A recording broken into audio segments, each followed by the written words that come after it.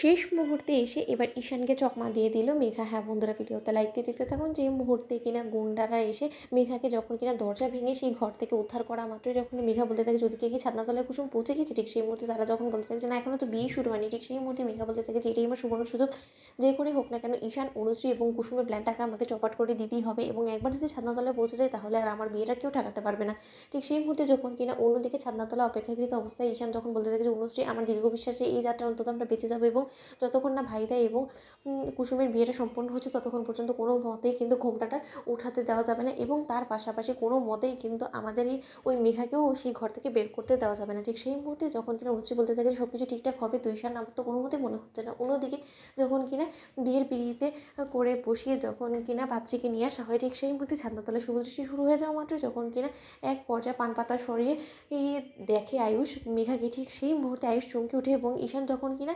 কুসুমের জায়গায় মেঘাকে দেখতে পাই, ঠিক সেই মুহূর্তে অনুশ্রী বলতে থাকে যে ঈশান এটা কী করে সম্ভব, আমরা তো নিজে কুসুমকে কনে বেশি তৈরি করে সেখানে অপেক্ষাকৃত অবস্থায় রেখে এসেছিলাম, তাহলে বিয়ের পিড়িতে হঠাৎ করেই মেঘা কী করে বসে যেতে পারে বলো তো। ঠিক সেই মুহূর্তে ঈশান যখন বলতে থাকে যে তুমি এখানে মেঘা, ঠিক সেই মুহূর্তে মেঘা বলতে থাকে যে হ্যাঁ কেন, আমাকে আমার জায়গায় কি অন্য কাউকে এক্সপেক্ট করছিল ঈশান, বলো তো কী হয়েছে। ঠিক সেই মুহূর্তে ইন্দ্রাণী গাঙ্গুলি বলতে থাকে যে তোমার ভাইদের বিয়ে তো মেঘার সঙ্গেই ঠিক হয়েছে, তাহলে অবভিয়াসলি মেঘাই থাকবে শুভদৃষ্টির সময় ওর আয়ুষের সঙ্গে, তাহলে কে থাকবে বলো তো। ঠিক সেই মুহূর্তে যখন কিনা আয়ুষ বলতে থাকে যে মা এই বিয়েটা কোনো মতেই হতে পারে না। অন্যদিকে ঈশান যখন কিনা মেঘার হাত থেকে সেই পান পাতাগুলো কেড়ে নিয়ে ফেলে দেয়, ঠিক সেই মুহূর্তে ইন্দ্রাণী গাঙ্গুলি বলতে থাকে যে মেঘার হাত থেকে তুমি পান পাতাগুলো কেড়ে নিলে কেন বলো তো, এত বড় দুঃসাহস তোমাকে কে দিয়েছে, কেন এই বিয়ের মধ্যে এরকম ব্যাঘাত ঘটানোর চেষ্টা করছো বলো তো, লগ্ন তো প্রায় পেরিয়ে যাচ্ছে। ঠিক সেই মুহূর্তে ঈশান যখন বলতে থাকে যে ভাইয়া তুই বলতে পারিস বা না পারিস, কিন্তু আমি অন্তত বলতে পারি যে কোনো মতে আজকে আমি এই বিয়েটা হতে দেবো না, কারণ এই বিয়েটা যদি একবার হয়েছে তাহলে আমার ভাইদার জীবনে রীতিমতো ধস নেমে আসবে, এবং সেটা কোনো মতে হতে দেবো না। তুমি কুসুমকে কী করেছো বলো মেঘা, তুমি যে ডেঞ্জারাস মেয়ে, তুমি যে কোনো সময় যে কোনো কিছু করে দিতে পারো। ঠিক সেই মুহূর্তে যখন কিনা ইন্দ্রাণী গাঙ্গুলি বলতে থাকে যে তার মানে, অন্যদিকে মেঘা বলতে থাকে যে মুনি রীতিমতো তোমার ছেলের বৌমা এবং কুসুম মিলে ষড়যন্ত্র করে ওরা আমাকে বিয়ের আসর থেকে সরিয়ে দেওয়ার জন্য ওরা আমাকে ঘরবন্দি করে রেখে এসেছিলো, সেখানে আটকে রেখেছিলো, এবং আমি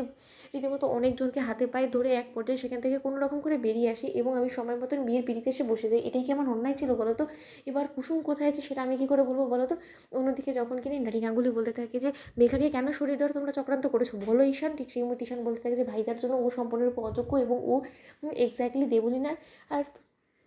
ছত্রছায়ায় বড় হয়েছে, এবং তার পাশাপাশি দেবলীনার প্রতিছবি, এবং মা আমি গ্যারান্টিতে বলতে পারি তোমার সামনে আমি যে সমস্ত প্রমাণগুলো এখন আমি দাখিল করবো সেই সমস্ত কিছু দেখার পর তোমারও সেই একই রকম মনে হবে। অন্যদিকে মেঘা বলতে থাকে যে কী সমস্ত প্রমাণ বলো তো, মিথ্যে ভুয়া প্রমাণ এনে তোমরা আবারও আমাকে অপমান অপদস্থ করে শেষে কিনা তুমি বৌমণি হিসেবে